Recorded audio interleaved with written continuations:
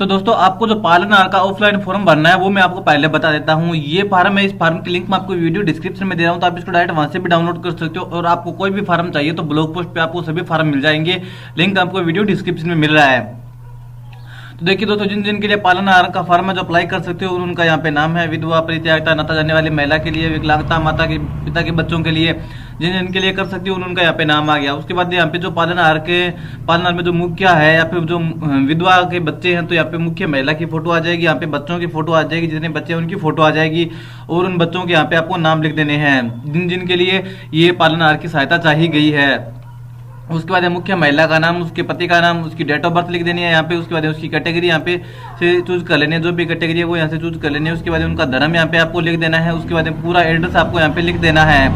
उसके बाद में आपको यहाँ पे मोबाइल नंबर लिख देने हैं। और उसके बाद में यहाँ पे आपको जो वर्तमान में काम कर रही है महिला वो यहाँ पे लिख देना है। अगर काम नहीं कर रही तो यहाँ पे बेरोजगार लिख देना है। उसके बाद यहाँ पे आपको आय लिख देनी है, जितनी आय है वो आय यहाँ पे लिख देनी है। 10,000, 15,000, 20,000, 25,000, 50,000 जितनी आय है वो यहाँ पे आपको लिख देनी है। उसके बाद यहाँ पे नीचे अगर राशन कार्ड बीपीएल बना हुआ है तो बीपीएल के अंदर जो बीपीएल राशन कार्ड के अंदर एक सर्वे क्रमांक नंबर लगा होता है तो वो यहाँ पे आपको सर्वे क्रमांक नंबर लिख देना है। उसके बाद जो पालन आहार का आप आवेदन कर रहे हो, जो मुख्य महिला है उसका बैंक खाता है, जो यहाँ पे बैंक का नाम, ब्रांच का नाम और बैंक अकाउंट नंबर आपको यहाँ पे लिख देना है। उसके बाद में जिन बच्चों के लिए ये पालन आहार की सहायता चाहिए गई है उनके यहाँ पे आपको नाम लिख देने हैं। बच्चों के नाम आ गए, यहाँ पे उनकी जाति आ गई, लिंग आ गए, जैसे मेल है तो मेल, फीमेल है तो फीमेल, उनकी डेट ऑफ बर्थ आ गई और वर्तमान में किस कक्षा में पढ़ाई कर रहे हैं वो यहाँ पे आपको लिख देना है। दोस्तों अगर माता या फिर पिता दोनों की मृत्यु हो जाती है तो यहाँ पे ये आपको फिलअप करना होगा। अगर माता पिता दोनों की मृत्यु नहीं होती है तो आपको ये फिलअप नहीं करना है। अगर पिता की मृत्यु होती है तो उस स्थिति के अंदर आपको ये है जो ऊपर वाला उसमें लिख देना है। जैसे उसके पिता का नाम आ गया, यहाँ पे एड्रेस आ गया, मृत्यु की जन्म तिथि क्या है वो यहाँ पे आ गई और मृत्यु का क्या कारण था, मृत्यु प्रमाण पत्र जो बना है उसमें जो क्रमांक नंबर लगा है वो नंबर आपको यहाँ पे फिलअप कर देने लिख देने हैं। उसके बाद यहाँ पे पालन आहारकर्ता के साइन करवा लेने, आपको यहाँ पे स्थान लिख देना और यहाँ पे दिनांक लिख देनी है।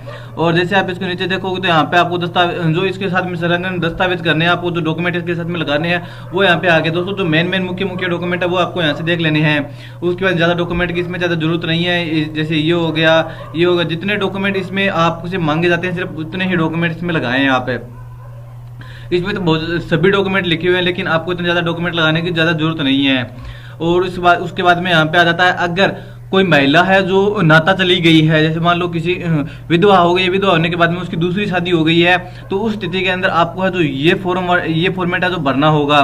अगर ऐसा नहीं होता तो आपको ये फॉर्मेट नहीं भरना है। अगर ऐसा होता है तो आपको ये फॉर्मेट भर के और आपके ग्राम सेवक या पे सचिव से साइन करवा लेने हैं इस पे।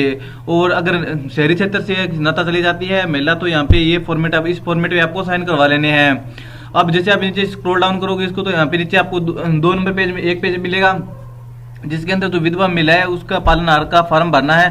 तो यहाँ पे उसका नाम आ गया, उसके पति का नाम आ गया, उसका पूरा एड्रेस यहाँ पे आ गया।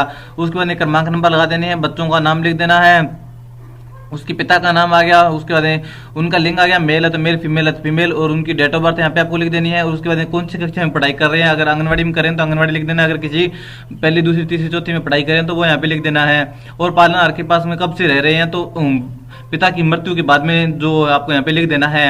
उसके बाद आपको यहाँ पे आपको जहाँ पे सरपंच की करा सकते हो, ग्राम सेवक की करवा सकते हो, पंचायत समिति के जो प्रधान है उनसे करवा सकते हो, वार्ड पार्षद की रिपोर्ट करवा सकते हो और आपका जो नगर पालिका में अगर किसी से आप रिपोर्ट करवाना चाहो तो उनकी भी रिपोर्ट करवा सकते हो। लेकिन आपको एक बात का ध्यान रखना है, यहाँ पे उनका नाम और यहाँ पे उनकी मोहर है और उनकी प्लस में उनके मोबाइल नंबर यहाँ पे लिखी हुई होनी चाहिए और यहाँ पे दिनांक भी लिखी हुई होनी चाहिए। अगर आपको पास दिनांक नहीं लिख के देते हैं तो आप यहाँ पे दिनांक आप खुद लिख लीजिए। उसके बाद यहाँ पे जैसे इसको नीचे स्क्रॉल डाउन करोगे तो ये फॉर्मेट है, ये आपको संस्था से भरवाना होगा। यहाँ पे संस्था स्कूल का नाम आ गया, जिस स्कूल या फिर आंगनवाड़ी में बच्चा पढ़ाई कर रहा है उसका यहाँ पे नाम आ गया, उसकी यहाँ पे डेट ऑफ जो दिनांक आ गई। उसके बाद क्रमांक नंबर वो अपने आप लिख के आपको दे देंगे। उसके बाद यहाँ पे आपको क्रमांक नंबर लगा देने हैं, स्कूल वाले लगा देंगे। अब यहाँ पे मैं आपका डाउट क्लियर कर देता हूँ, पहले मैं आपको बता देता हूँ उसके बाद डाउट क्लियर करूंगा मैं आपका। यहाँ पे क्रमांक नंबर लिख देने, यहाँ पे बच्चों का नाम आ गया और यहाँ पे पिता का नाम आ गया, यहाँ पे महिला है तो महिला, फीमेल है तो फीमेल बच्चा। उसके बाद बच्चे की डेट ऑफ बर्थ आ गई, वर्तमान में किस कक्षा में पढ़ाई कर रहा है वो यहाँ पे लिख देना है। उसके बाद में यहाँ पे आपको जो शिक्षण संस्था है वो यहाँ पे लिख के दे देगी कि बच्चे का पंजीयन क्रमांक क्या है।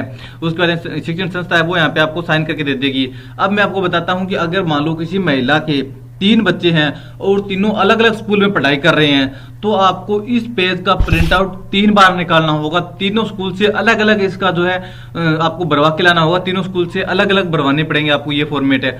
अगर किसी महिला के 3 बच्चे हैं और 2 बच्चे एक स्कूल में पढ़ रहे हैं और एक बच्चा दूसरे स्कूल में पढ़ रहा है, तो उस स्थिति के अंदर आपको 2 प्रिंट आउट निकालने पड़ेंगे। जो 2 बच्चे एक साथ में पढ़ाई कर रहे हैं उनका एक साथ में इसमें आ जाएगा, और जो एक बच्चा अलग पढ़ाई कर रहा है तो उसका अलग स्कूल से भरवा के लेके आना है। अगर 3 बच्चे हैं और तीनों बच्चे एक स्कूल में पढ़ाई कर रहे हैं तो उस कंडीशन के अंदर आपको ये एक ही फॉर्मेट निकालना होगा। इस एक फॉर्मेट के अंदर तीनों बच्चों का नाम यहाँ पे आ जाएगा।